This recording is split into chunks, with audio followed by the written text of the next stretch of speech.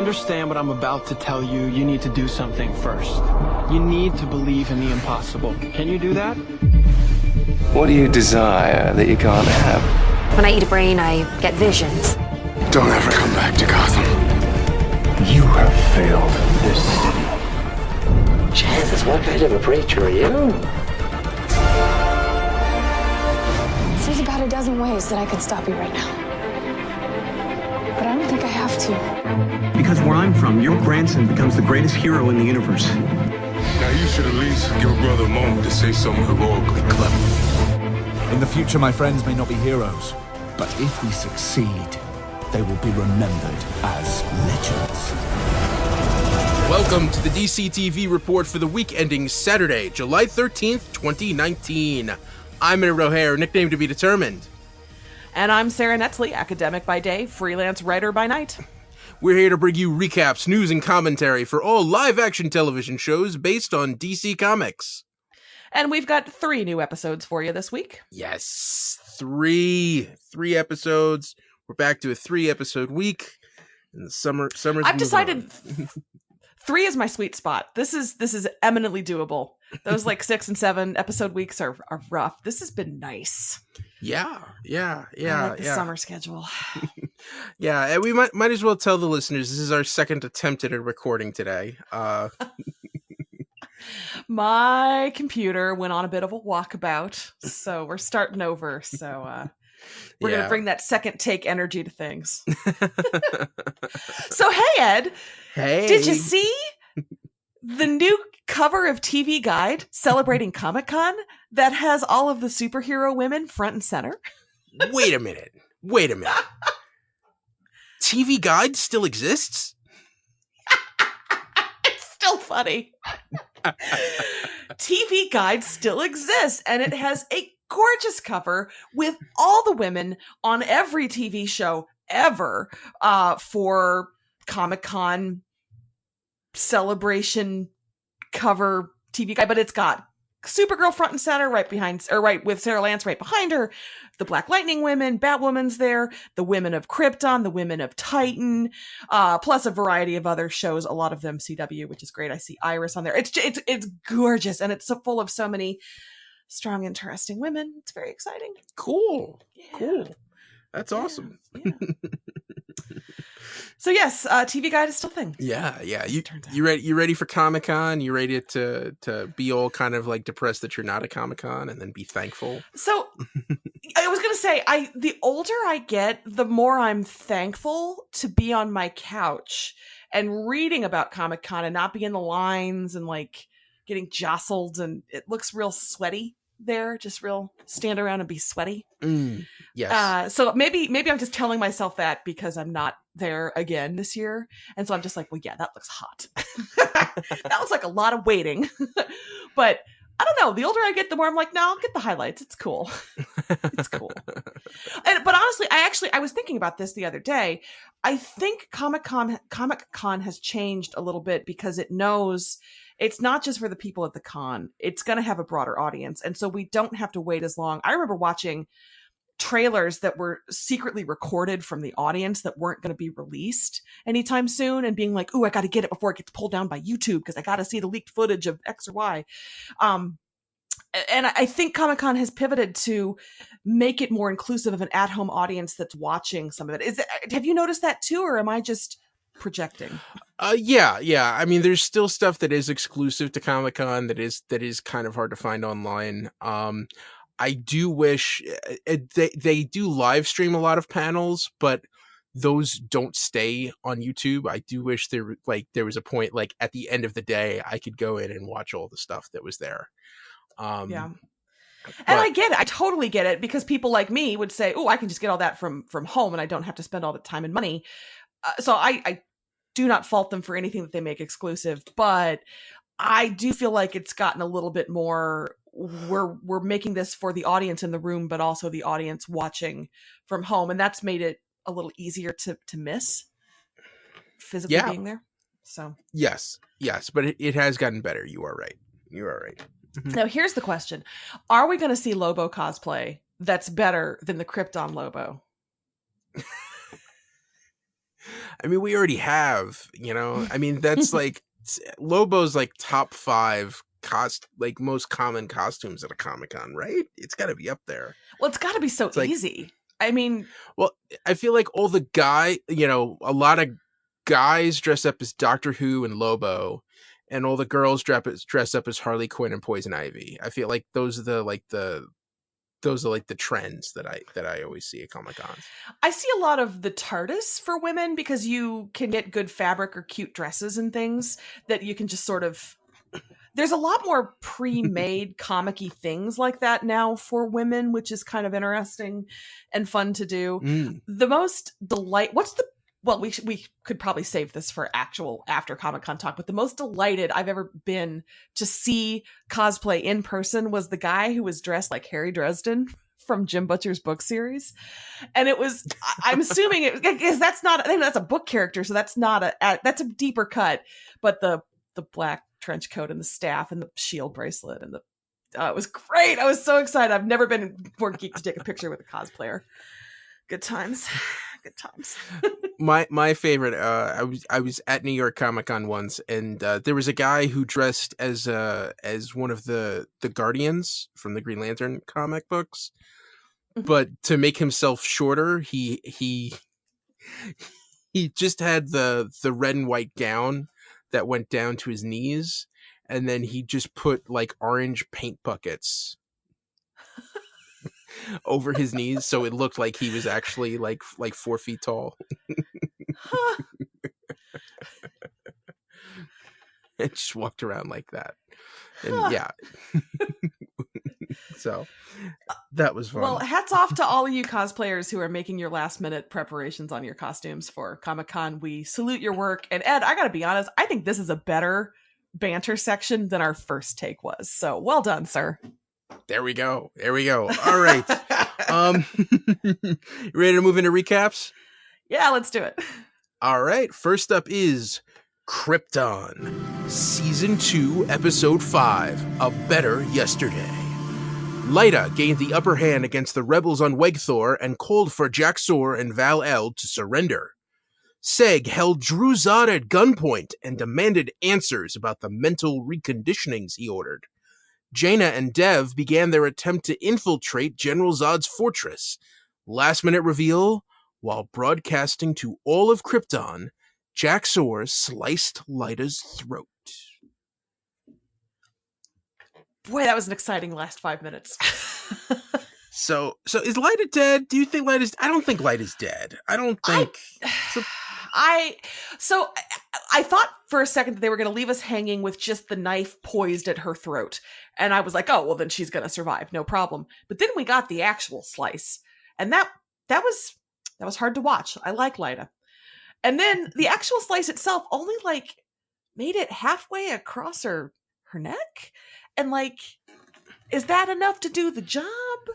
And can we critique the knife work there for improvement in future hostage throat slitting situations?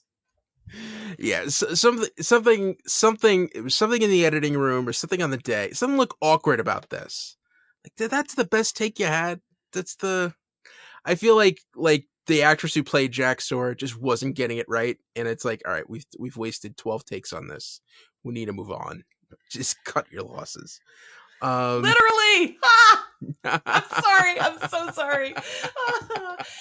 But yeah, it was just I guess she's a righty, and so she has a lot of action on the left side of the neck there, and just didn't make it all the way across it. But it was but maybe that was intentional. So when she survives, we'll be like, well, yeah, it wasn't, a full. I don't know how much of your throat has to be. Hey, listeners with medical backgrounds, what percentage of a person's throat needs to be involved in a slot? This has gotten dark. Should we move on? Yeah. Well, I could just say, with the right treatment and lots of luck, you'd be surprised what's possible. I thought you were going to say lots of love. With the right treatment and lots of love. No, my brother used to be an EMT, and he knows of two EMTs who were able to save someone who was shot in the head. Wow. So yeah, and that was because they arrived just in time and treated him with just enough to get him to the hospital, and they were able to save him. But again, that had to do with a lot of skill and also a lot of luck, depending on when they got there. So, you know, Lyta puts pressure on that wound, and you know, you get the right stitching immediately. Who knows? Well, plus you've got the Hollywood plot shield, so maybe you know there's that too. Okay. Let me ask you this: would you be surprised if she's dead by next week? I actually would. I would be. Yeah. And honestly, if they actually do kill her and leave her dead, I wouldn't like it because again, I like that character, but I would be impressed at the commitment to stakes in the storytelling. Mm-hmm. I guess I would too. And at the if she had been redeemed, like if she had a redemption arc, and if she was starting to come out and be like, oh no, I'd think she was toast. But she hasn't had that yet. So yeah, I think the real lesson here is Val-El needs to grow a pair. All right. Yeah, a little bit. Like he needed to shut Jack Sword down because everyone is looking up to him and he's taking charge and she's taking advantage. Like he needs to shut that down. Counterpoint, that laser eye.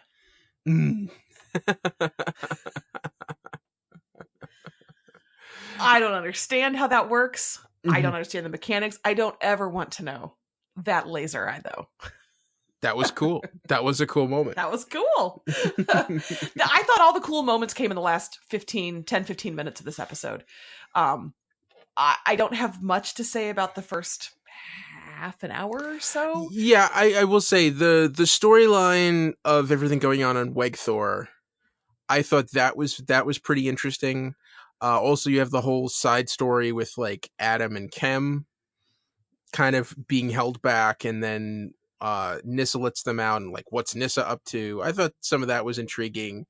I thought to spend a whole episode with Seg and Druzad just like, you know, switching off, pointing a gun at each other, I thought that was kind of spinning tires. And also you sort of had the same thing with like Dev and Jaina kind of like eyeing each other, and then it takes them forever to get into the fortress. I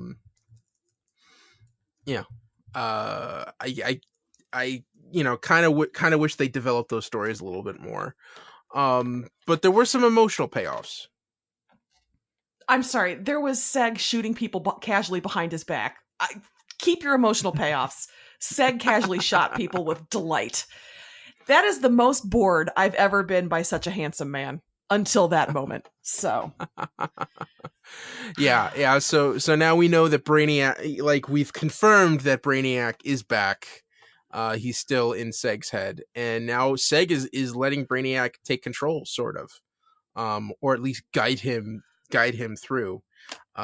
This isn't going to end well. No. This is not good. I think I've realized some of my disconnect with this season. I realized this week is, for me, Druzad is not a real person.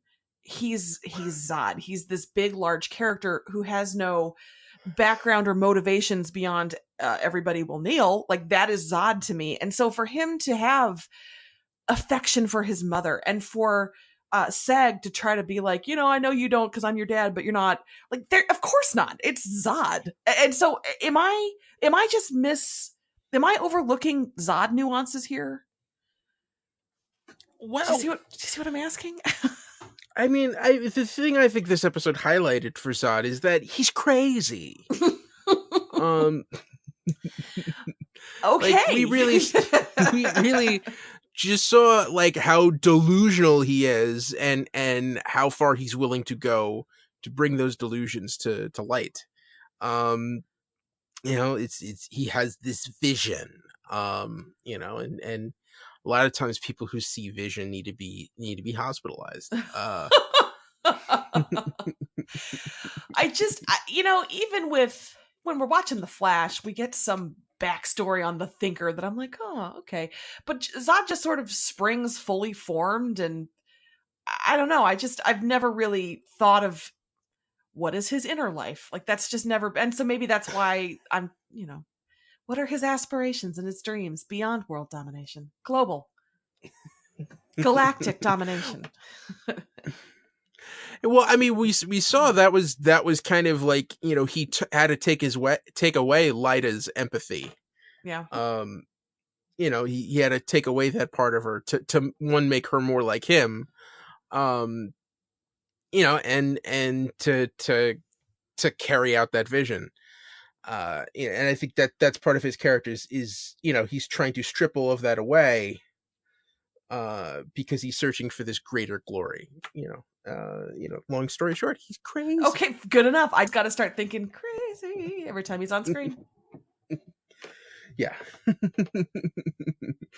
All right. Was there anything more you wanted to talk about with this episode? Just again, how cool Seg was shooting people with Brainiac in his head. That's all. Yeah. And really how incompetent Jaina and Dev are. Yeah. They're just real sad sacks. Join us next week for more British people shouting. All right. Was there any news for Krypton? Nope, nothing. All right. Moving on to iZombie. Season 5, Episode 10. Night and the Zombie City. Liv paired hard-boiled eggs with the brains of a private eye murdered in Donnie's brothel. Martin admitted to Liv that he was Beanpole Bob and learned from Ravi about the way Max Rager affects zombies. Major waited to hear the Joint Chiefs' decision on whether to use force on zombies. Last-minute reveal, after losing the vote, General Mills made a call to Dolly Durkins. You got your Dolly in there. Did she get your temper up? Did you go like rage zombie? Oh man, Dolly. She's the worst. She's the worst. So, okay. I'm just going to warn you right now. I'm going to give some mass comm theory here. Well, not theory so much, but representation matters. And if you look at stages of representation of typically underrepresented groups, you go through various stages. From annihilation, you don't see them at all. This is for people of color. This is for LGBTQ characters. Early on, you just don't see them. And then you have them as the butt of jokes. And then you have them moving into positions of authority. And then they just have, equal representation on TV or closer to equal. This episode with iZombie showed how important representation is. We have the zombies that are being presented in kind of a casual, like here they are, just like people light. And then you get the vote that goes for don't kill zombie. Representation matters. It was delightful. I really liked that. Like that got me. I almost could show this in class to be like, look, everyone, zombie acceptance. I won't. That would be weird, but yeah. No, I think that's good. That's good. And that's to me is like the whole point of genre fiction. Mm-hmm. That's like genre fiction at its best is when you can do these types of things. I jumped into something that was kind of serious sort of, but how freaking fun was this episode? Yeah, this was a lot of fun. This is the first time they really went all stylish with Liv on the Brain. The fact that like the first two segments was mostly in black and white. They actually changed the way they shoot the show to reflect the perspective of the Brain Liv was on. I thought that was... And they actually gave some sort of, like, oh yeah, the power's out, so...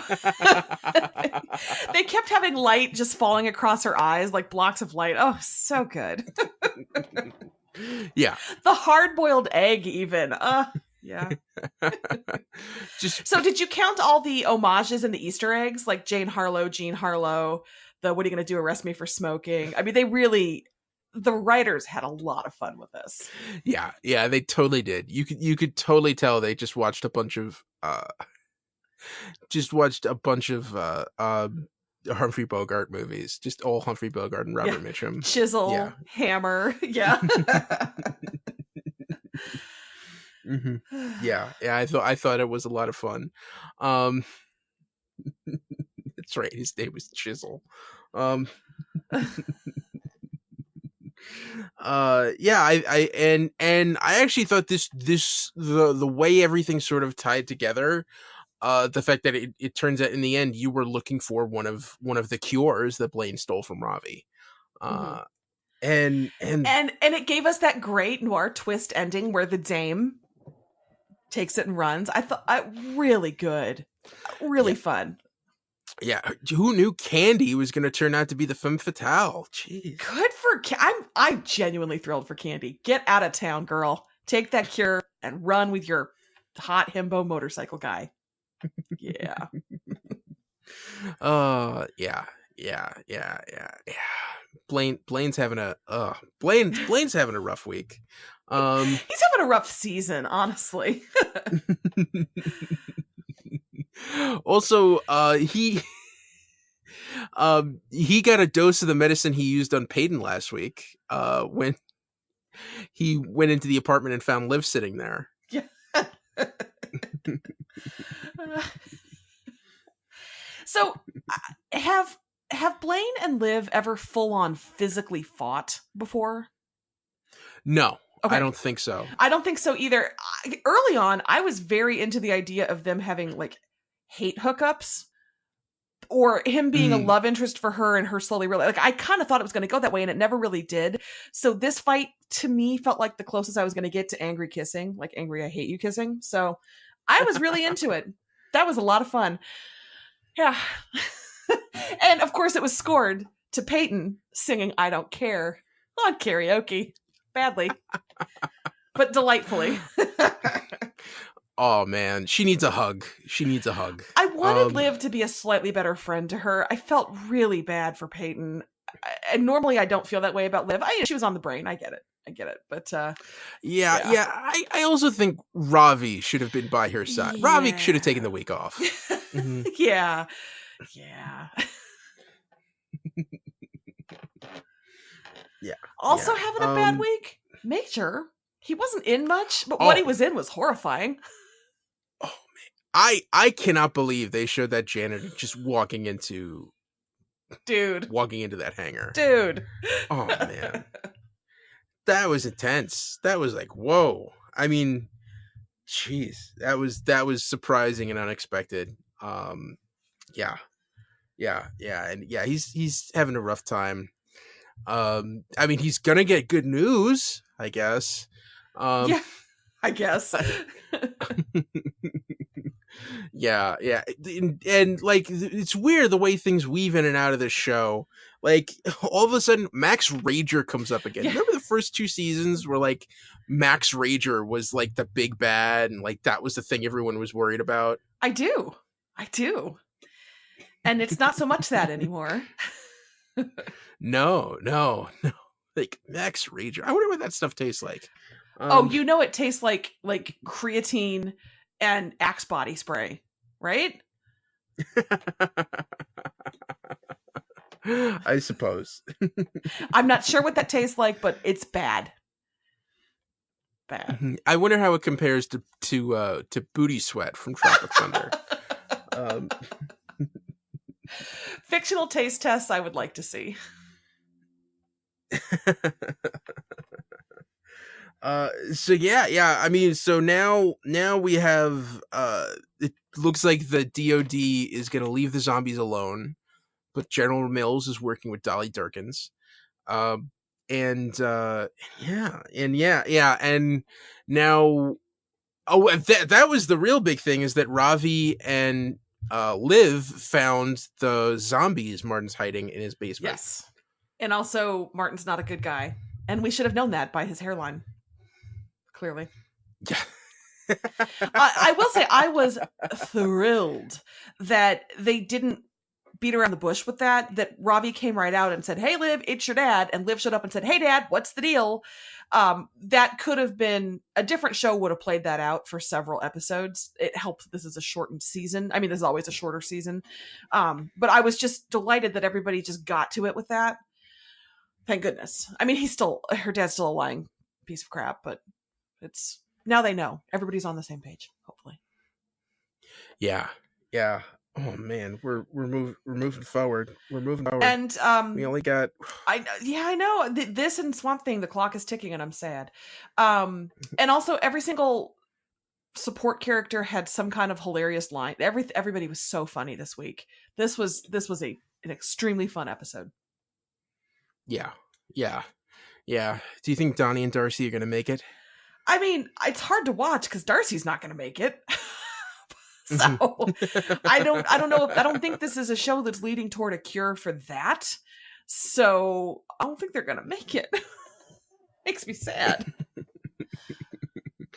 Oh man! In the long term, we'll see. Short term, yeah. I have faith in Ravi. I have faith in Ravi. It's true. I shouldn't doubt it. Yeah.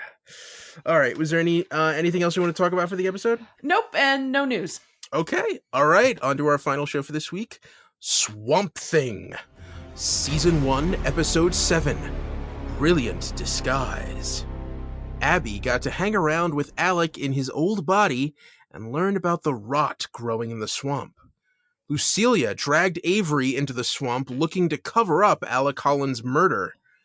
Maria held a dinner party for a prospective investor in Jason Woodrew's research.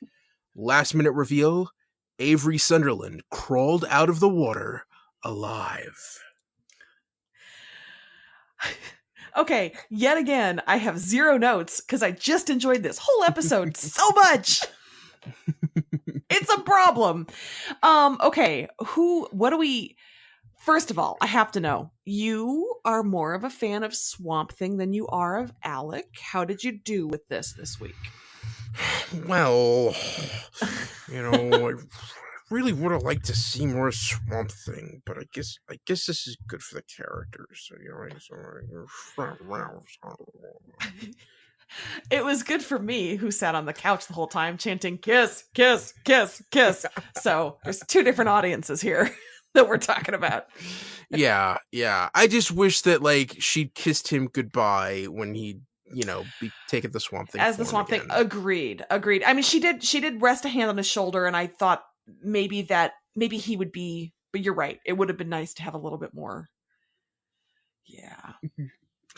But it was still really good. We got to know more. See, so Sara, last week we found out about 2 weeks ago we found out about the green. Uh-huh. And now that they're finally calling the darkness in the swamp the rot. Sara, do you know how important the rot is? Tell me. Oh man. It's like the big bad. It's the rot. The rot. So the Swamp Thing is the avatar of the green. And the rot is another,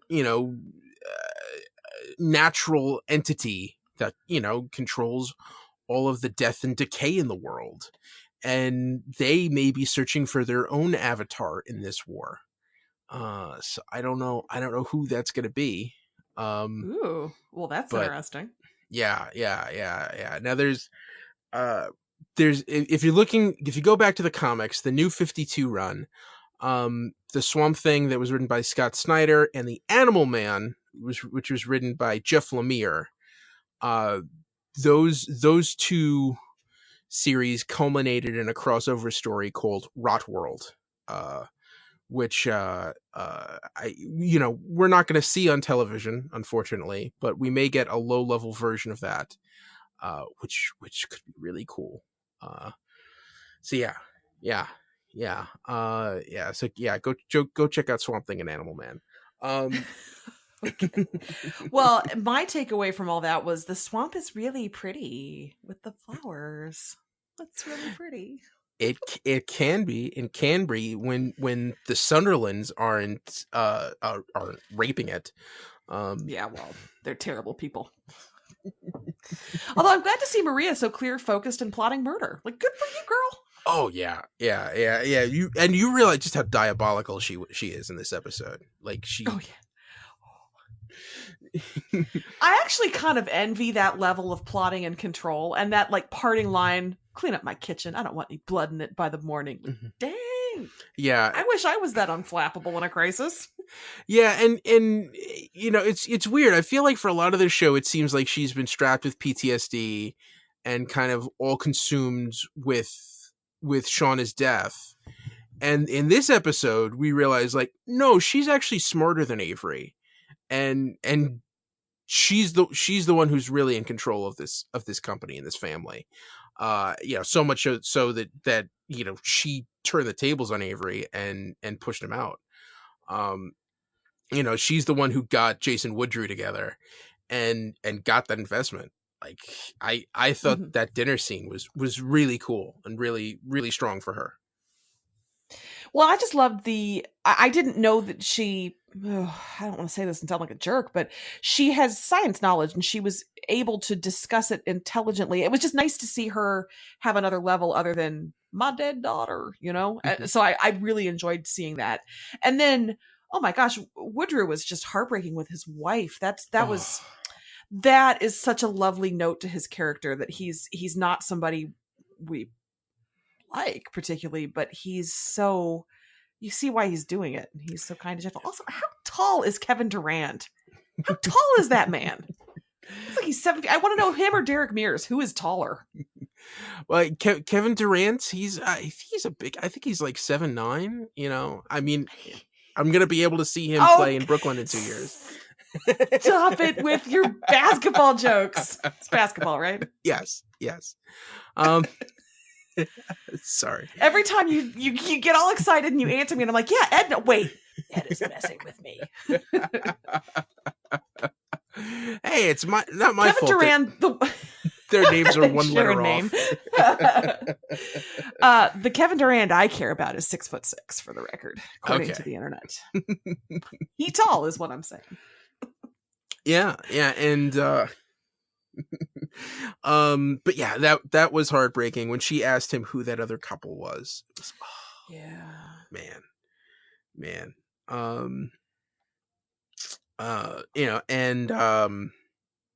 Local pecans. That's the secret. Local pecans. Never have the words local pecans sounded more loaded with menace. Yeah, and we're looking forward to so they're getting that money from Conclave, so that's what's going on. And Lucilia and Matt, wow, talk about a mother-son excursion. It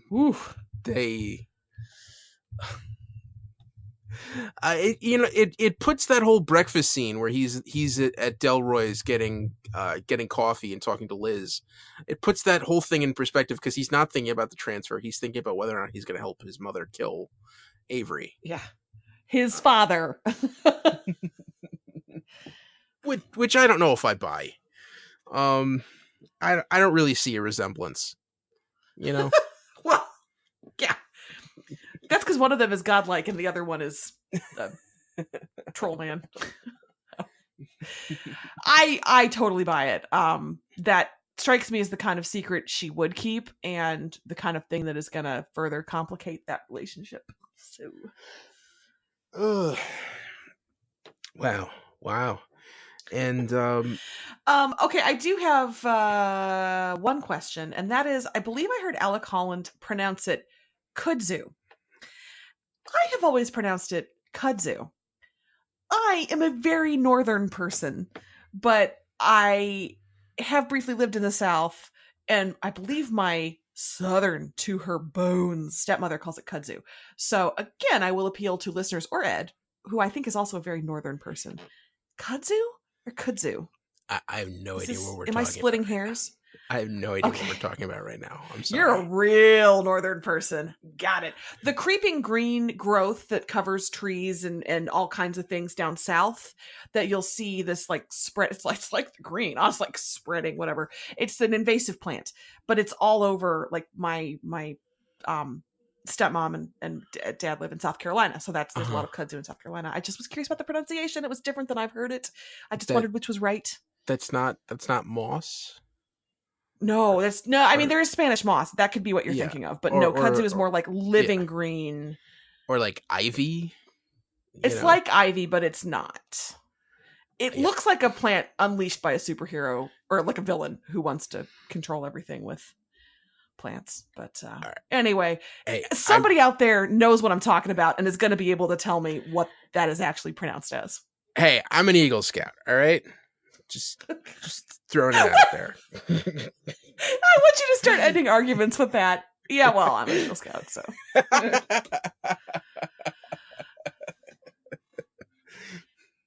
I think my you're response making is, that yeah, up. well, I was born in Virginia, so it's in my blood. I just didn't live there for long. You were born in Virginia? I was. Can't you tell by my accent? What part? My parents lived in Appomattox, which is where the Civil War ended. But they didn't have a hospital, so technically Lynchburg, Virginia. And then I also lived in Charleston, South Carolina, where the Civil War began. Again, you can tell I'm quite Southern by my accent. I know. No, I only lived in those places for a handful of months at a given time. But yeah, this is where I was born in Alexandria, Virginia, when my father was stationed in Washington D.C. And we moved to Staten Island when he got out of the reserve, when he went into the reserves when I was 10 months old. Petition to rename this show the Virginia DC TV Report. The sons and daughters of the Confederacy TV Report. What?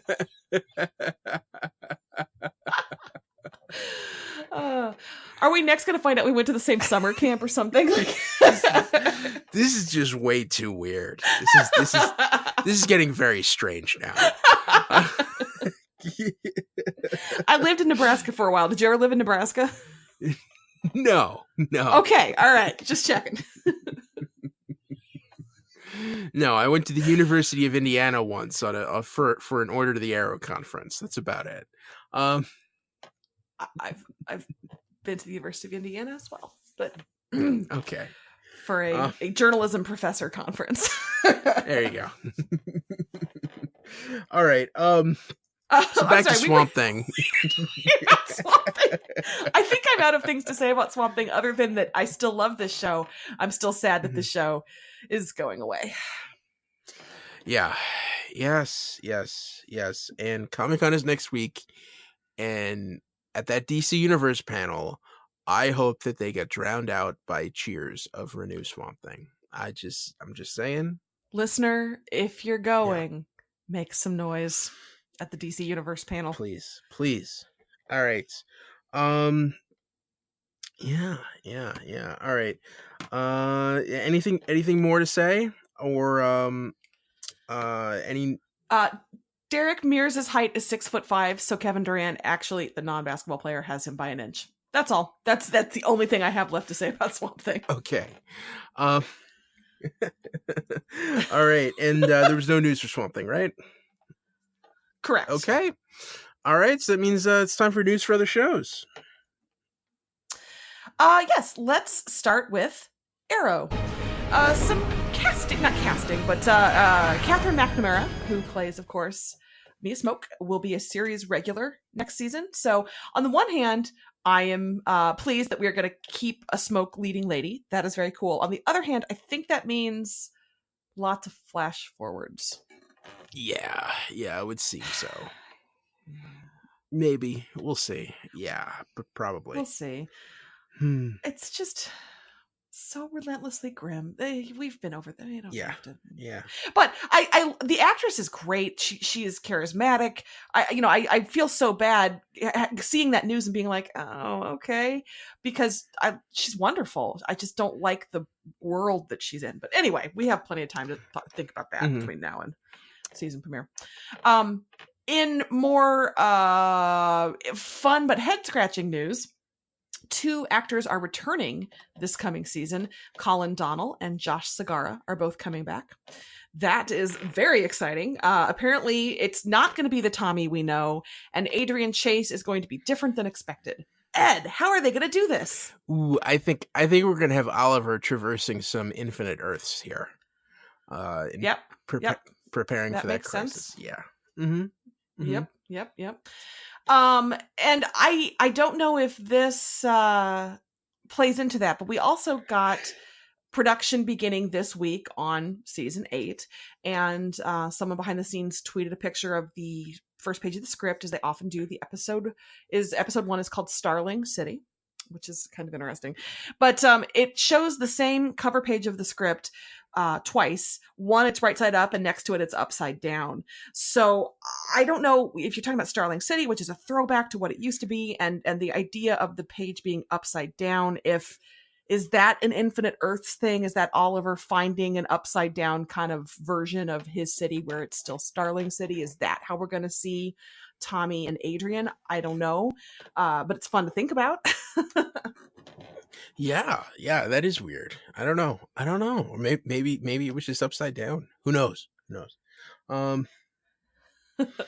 But this excites me. Because I think, I don't know what they're gonna do with the flash forwards, because I feel like they left off on a good note, but it seems like they're leaning into the alternate Earth stuff, and that could be exciting. So, like, I'm really confused, but interested as to where the show is going to go for its last 10 episodes.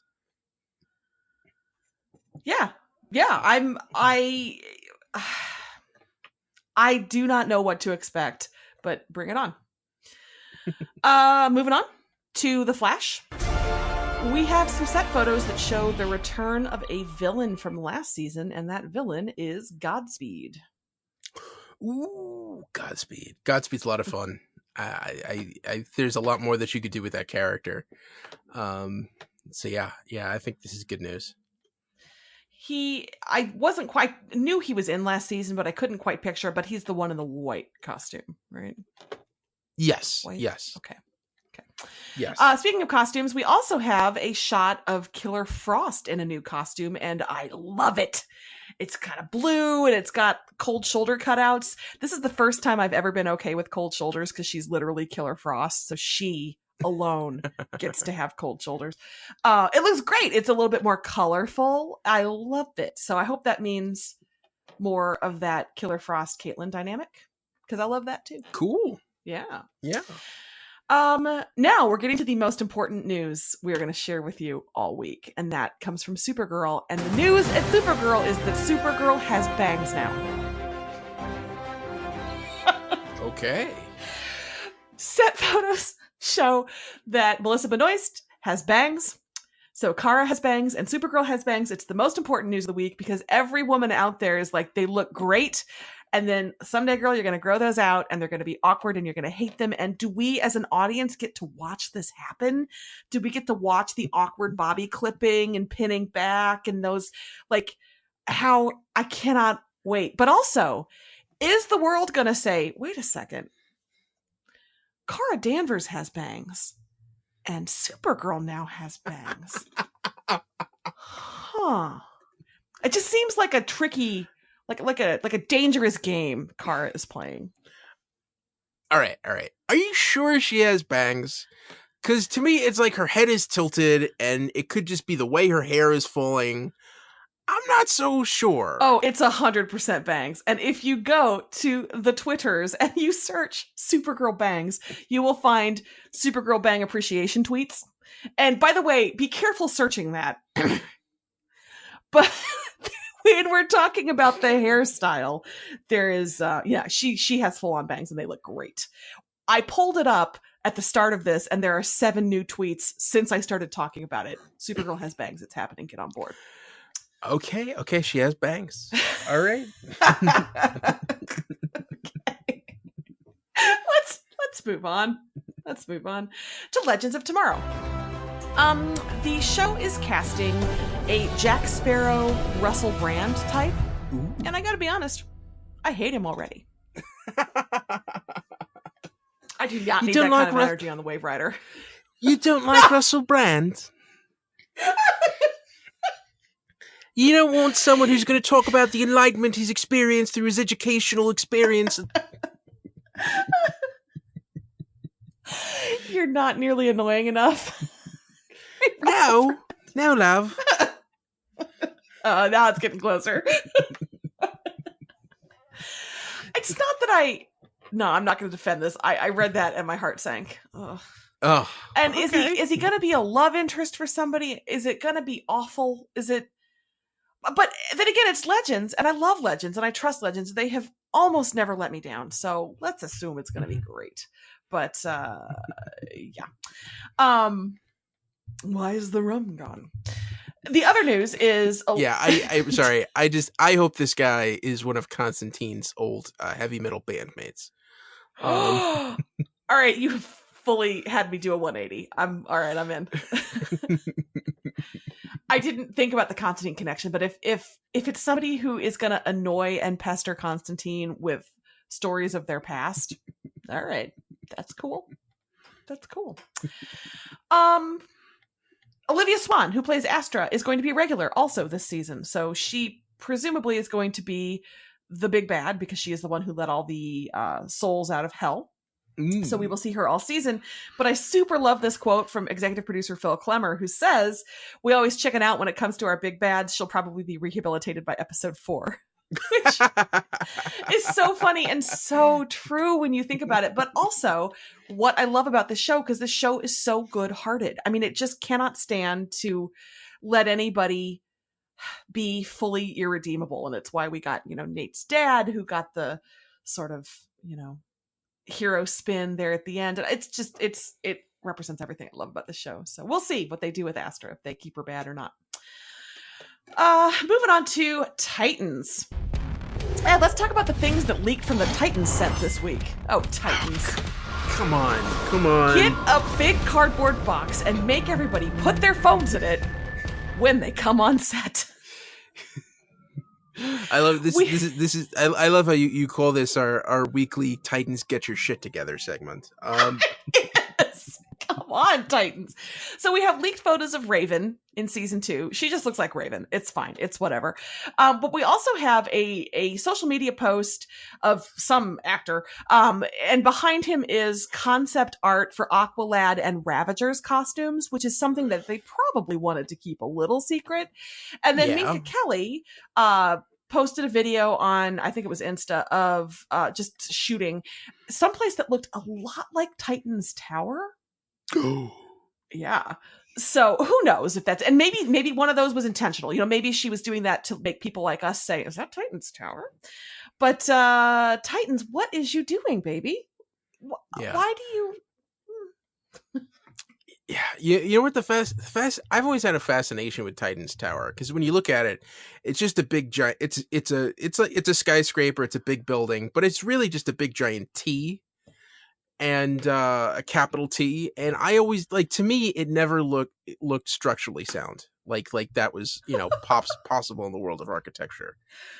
To have That's your problem, architecture. Yes. All right. Yeah, so I want to know if they actually built this and whether or not it'll stay up. Are you worried about the architecture holding up the giant green tiger? Is that No. I just feel like because the sides of the top of the T look so big that they should just fall off. Well, I will say the only reference I really have for this is Teen Titans Go, and it is just a big cartoon T. I mean, that is the only thing I really know about it. So yeah. I feel it doesn't there's no support for the ends of the top of the T. I don't know. That's true. I don't know. I'm probably overthinking it, but all right, listeners who are architects, let us know. Really crowdsourcing a lot of work this week. I'm into it. All right. Are you ready for the last show of the week? Yeah. Newswise. All right. Preacher gave us a teaser that actually showed footage, which is exciting. It's called Say Goodbye.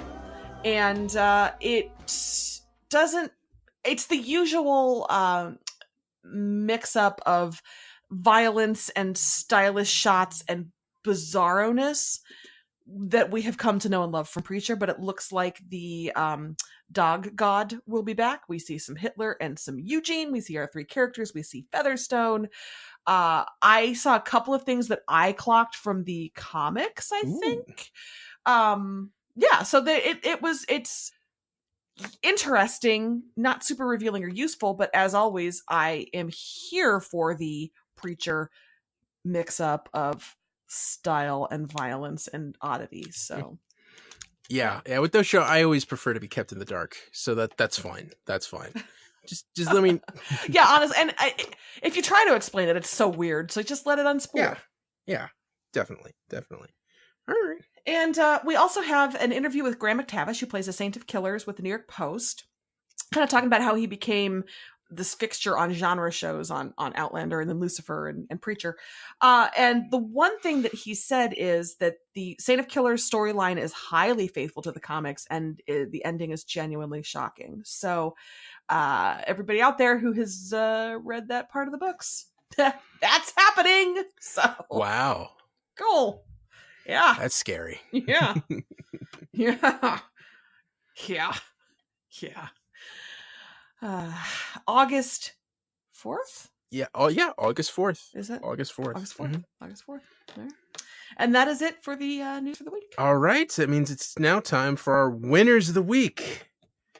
Sarah, you want to go first or should I go first? I can go first. Okay. My winner of the week this week is every single supporting character on iZombie who got an amazing, funny quip or line of some sort this week. Peyton ordering tequila. The waitress says, "You want salt and lime?" Peyton says, "Salt and lime? What am I, 16?" And Liv slamming back a hard alcohol drink, and Donnie being like, "It's 8 a.m. And Ravi saying, "Get one of those net traps the Ewoks used." And Clive, when Liv says, "We're already dead, Clive," and Clive just saying, "Cool." Everything about the writing and the delivery and the humor, like everybody got this moment that just made me howl. And I just appreciated the way they have such a funny supporting cast on iZombie. And I just, hats off to all of them. Good stuff this week. Cool. I went with a theme this week, and it was double crosses.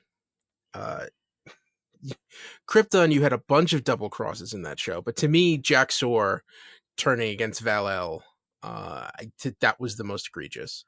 On iZombie, Candy going behind Blaine and Donnie's back and taking that cure.